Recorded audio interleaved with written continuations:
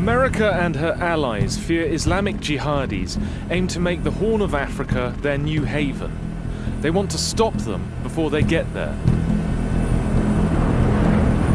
We chop it out to a French Navy frigate. This high-tech operation is costing billions. But is this really the way to fight the war on terror in Africa? Or are they just mucking about in boats? We're 60 miles out on the Lafayette. This is all part of their patrols just outside the Bab el-Mandeb Straits between Yemen and Djibouti, the coast of Africa.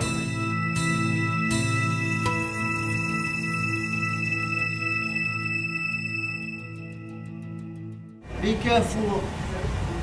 We spotted a traditional Arab boat called a dhow. French special forces gave chase, searching for weapons. This is the boarding team, and they're going to approach the dhow.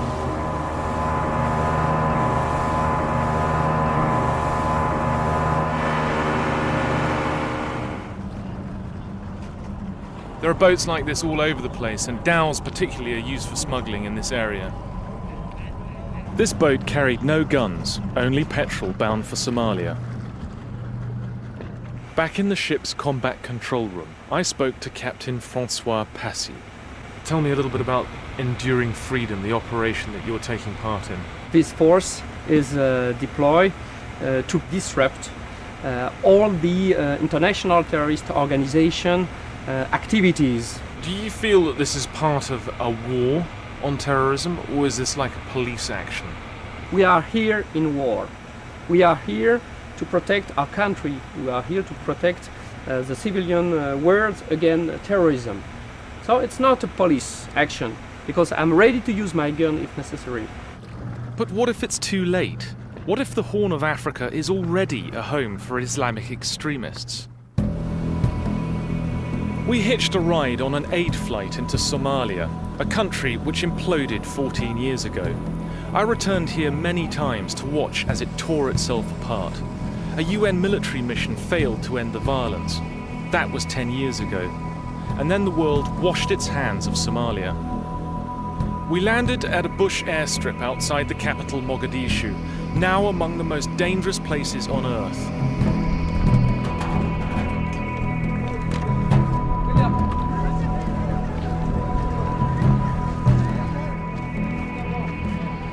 This is ours, yeah? It's rather convenient. Smoked glass windows. Very few foreigners dare venture beyond this point. We were the first Western journalists to enter Mogadishu for months. To stay alive, we relied on my old friend Duguf, who met us with plenty of firepower. We're driving into town. 10 guns, 3 heavy machine guns, AK-47s, and some rather heavy guys in the back. Since 1991, war and famine have killed 500,000 people here. A transitional government was formed recently to end the chaos. This is opposed by the warlords in Mogadishu, and now a fresh civil war looms. We had to film secretly out of the windows so as not to anger the militias. Ambushes are common along this dirt road. There's no law and order, only gun rule and extortion.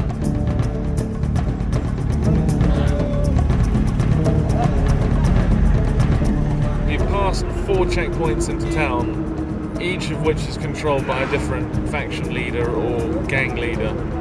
Duguf has obviously made arrangements for them to open up quickly, because otherwise there can be real sticking points. Since Mogadishu's year zero, the city has collapsed. People cling on here as the African bush takes over. Whole buildings that were war damaged 14 years ago, but which now are just like ancient ruins. And yet there are, you know, a very large population of people is living here. We're just about to pass the old Unisom base and the US Embassy and where all the UN troops were. This forest was once a fortress for 30,000 United Nations troops.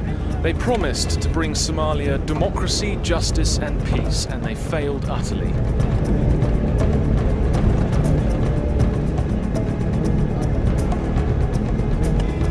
Our fixer Dugov said if we walked the streets, we'd be killed.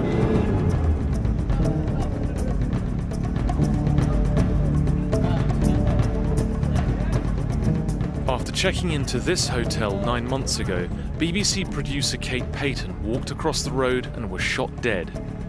There have been dozens of assassinations this year alone.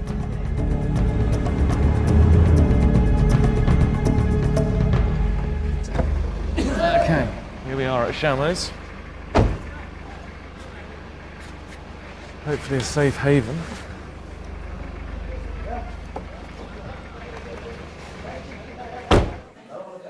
The city is awash with guns, smuggled in under the noses of Western warships. We wanted to find out how easy it would be to purchase a weapon in town, and it being too dangerous to go to the Bukhara market ourselves, we sent out for them to be delivered, which we got 3 choices. Probably all of them made in Central Asia. They look genuine, but these things are pretty readily available coming across the ocean, despite the fact that there's an arms embargo. And they're all pretty cheap. This is 250 bucks. Yeah. An AK-47 is what? About 200. 200. Yeah. So $200 for an AK-47, which is one of the most effective weapons that you can have, and certainly the cornerstone of all the conflicts in this continent. How much does a grenade cost? The hand grenade, less than $10. $10 for a hand grenade is very reasonably priced. It's about the price of a pizza. You must, watch out what you are doing. Otherwise, the hand grenade is so cheap here in Mogadishu. Bang! Yeah. There we have it. My contacts told me the Islamic jihadis were already here. Backed by rich businessmen, they have 3,000 recruits in training. Most are Somalis, but there are foreigners here too. We wanted to interview Sheikh Hassan Dahir Awais, leader of the militants. America says he's linked to Al-Qaeda and a string of bombings and killings in Africa. While waiting for the Sheikh to reply to our messages, we went to see Hussein Aidid, whose warlord father Mohammed Farah Aidid famously humiliated US forces. Foreign troops first arrived with bags of food to end a famine. 6 months later, they were using helicopters to machine gun civilian districts. The city never recovered from the damage. This is the area where the so-called Black Hawk Down battle occurred on October 3rd, 1993. 18 US Special Forces were killed, and later the Americans boasted that 1,000 Somalis were killed. Well, as it happens, most of them were civilians. Wreckage from the battle still litters the road.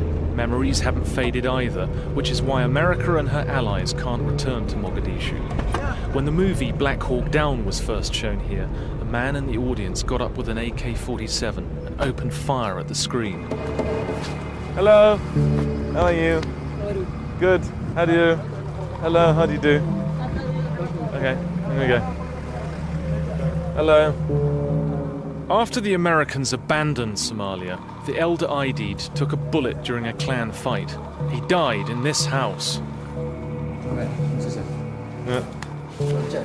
Yeah, you can leave that, yeah? You can hold that.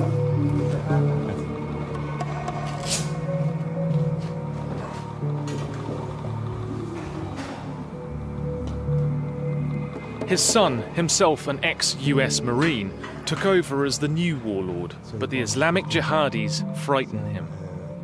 The terrorist cells in Somalia who have connection with terrorists is the Wahhabist, Al-Ittihad, Al-Salah, Al-Hijra wa Takfir, Al-Majma'.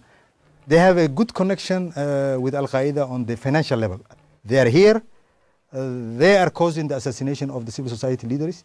They are a small minority, but when it comes to finance, they are very strong. What are we talking about, millions? Yes, they have millions, they have control most of the communication They control most of the export-import, so they're not easy to go, and they are planning slowly, same like they were planning in Sudan, same one they are planning all over Africa, taking the gold and everything. And they want land and resource. They want, the reason is their supporters are giving this money is to have resources. So what Washington and the West dismissed as a nasty African backwater they could forget about has come back to haunt them. Not even warlords like Aidid are safe. You have been the target of an assassination attempt yourself. 9 times. 9 times? I survived 9 times. 9 extremist assassinations? Last 9 years.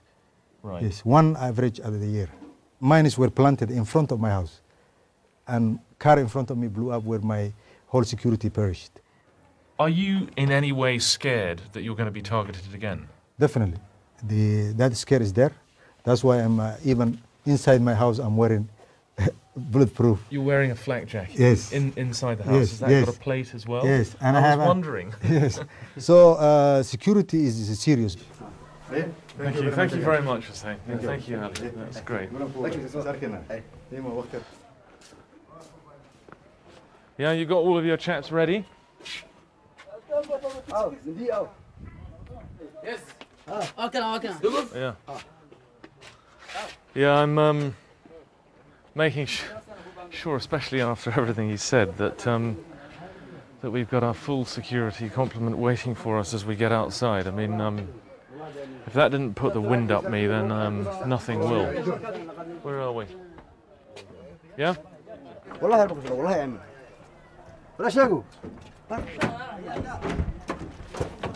I'll get in this. Since we'd contacted their leader, the jihadis knew we were here. They were clearly watching us. But were they going to kill us? Days before our visit, gunmen invaded the house of a peace activist friend of mine and executed him in front of his wife. I've never felt this kind of fear in Mogadishu, even at the height of the civil war. I remember in the early days in Mogadishu, we used to literally catch buses and taxis across the front line. And what a different atmosphere it is. It just brings me back to my greatest thought about all of this, which is that you can't leave a country to its own devices. Terrorism, disease, refugees, all of these are domestic issues. And if you don't take notice of them in a faraway country, they're going to come back and bite you at home.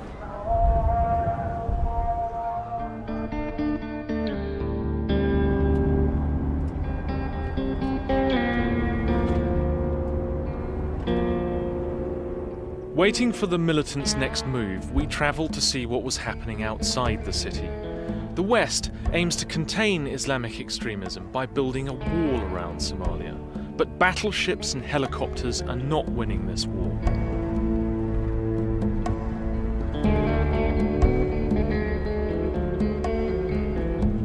Somalis need to be brought in from the cold to enjoy the rule of law, health, schools. The West pays lip service to these objectives with only a paltry aid budget.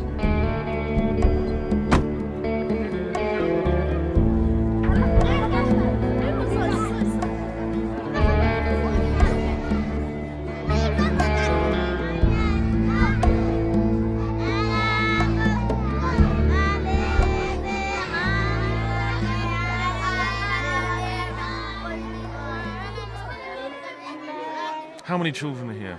110 children in this tiny, cramped space, probably half the size of a normal classroom in England. And do any of these schools get funding from elsewhere, or are they all funded by the community?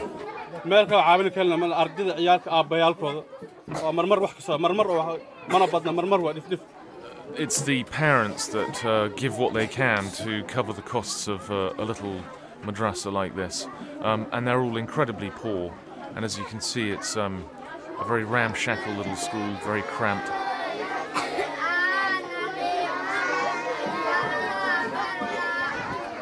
This little boy is writing verses or surah of the Quran with ink made from charcoal crushed up in water.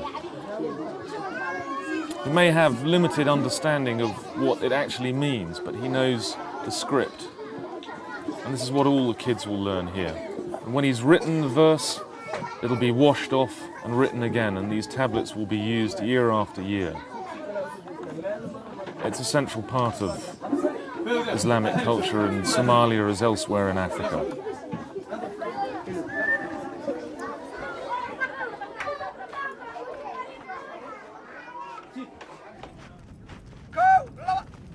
Diplomacy is needed to prevent fresh civil war. Soldiers from Somalia's Christian neighbour Ethiopia are training Somalis for the onslaught against Islamic forces.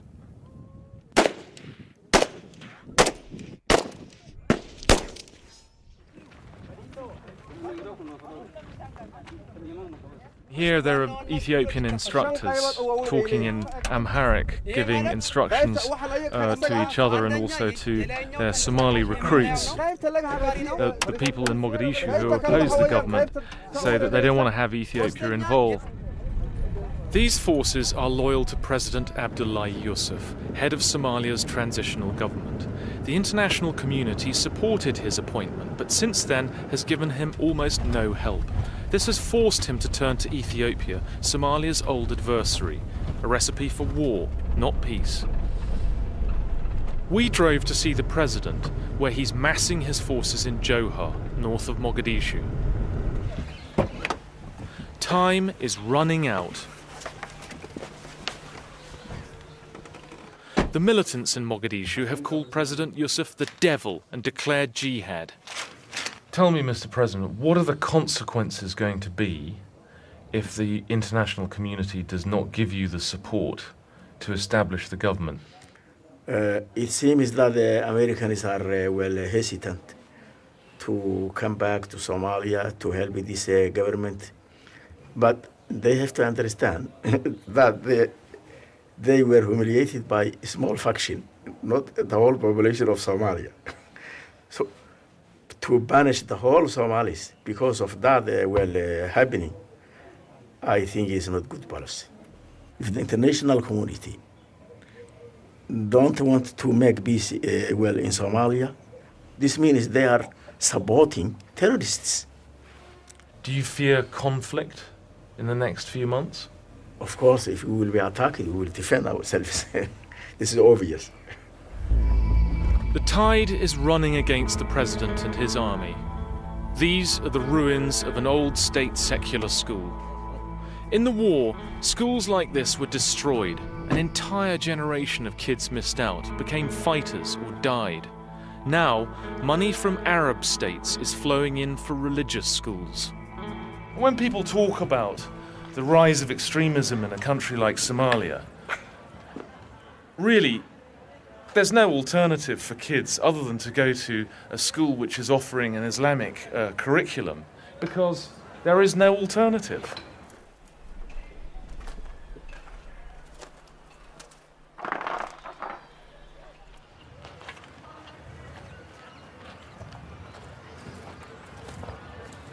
And although the old government school now lies in ruins, what you'll notice behind me is that suddenly a mosque has sprouted up, looking new and white and clean, because the ruins of this school, or some of them, have been turned into a Saudi curriculum school for girls and boys, secondary level, where the teaching is in Arabic. And so that illustrates the story of what has happened to education in the country. The road led back to Mogadishu. There, we still hope to interview Sheikh Awais, the leader of the Islamic forces. No other Western journalist had ever met him.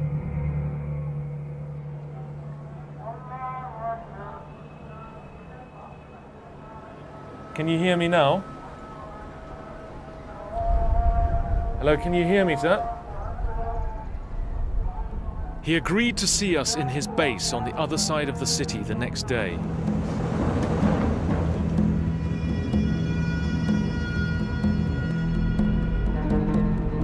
As our guards loaded their weapons, I wondered if we were driving into a trap.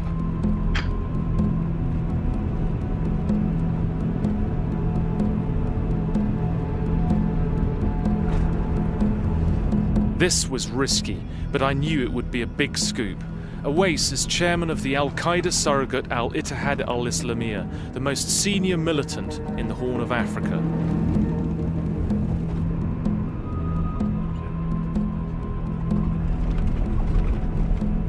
Even Duguf looked nervous. This is Awais's stronghold. Next door to us, a sermon blared out from a new mosque. It was erected over an old Italian cemetery. Awais's militias had dug up the Christian graves and thrown away the bones.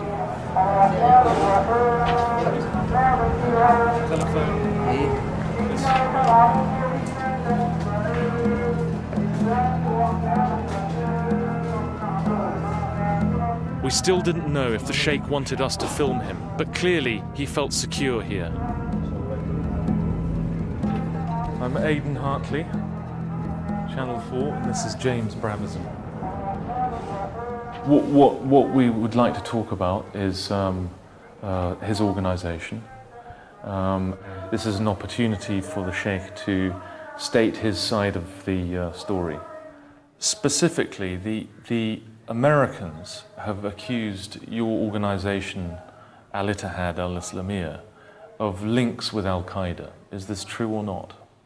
أنو ما إهنين دمبيلة أو دمبيلة كبارة ما إهي لكن محانا سياسي أو مضي سو وهالله. He says, I'm not a criminal. I advocate for the religious beliefs of my people, and he feels that the West is implacably opposed against his rightful beliefs.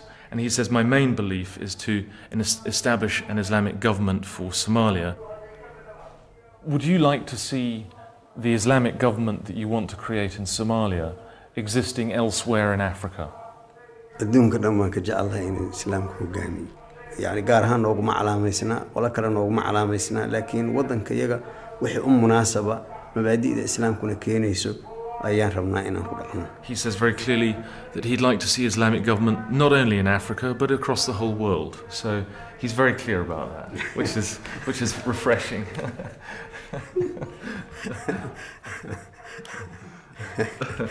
Related to that, Sheikh, are you a man of peace or are you a man of jihad? نبض وح كميدا دقالك نبض بكميدا أوركا يعني both of them هذي نبض مناسب تهانا نبض عن وحكودين هذي دقالك مناسب يهانا دقالك حكودين. The Sheikh says that if people can't reach their objectives peacefully, then they'll have to fight for them. And he accuses the West of fighting the Muslims using sophisticated weapons to do so, and of not wanting the Muslims to take their own stand.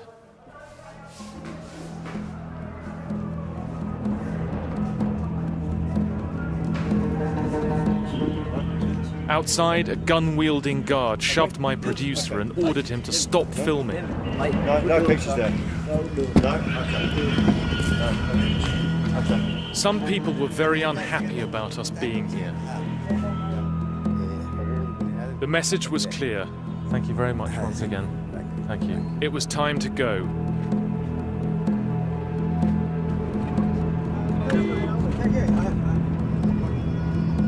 The Sheikh has declared jihad in Somalia as the first step towards his vision for global Islamic rule. After 9/11, America feared Somalia would become a haven for Al-Qaeda and its ideology. Now that fear is being realized. Next Saturday from 6, Unreported World visits Gaza as Israeli forces complete their withdrawal. 7:10 tonight, what motivates young people to become preachers in Hinduism, Islam and Christianity? Next tonight, news.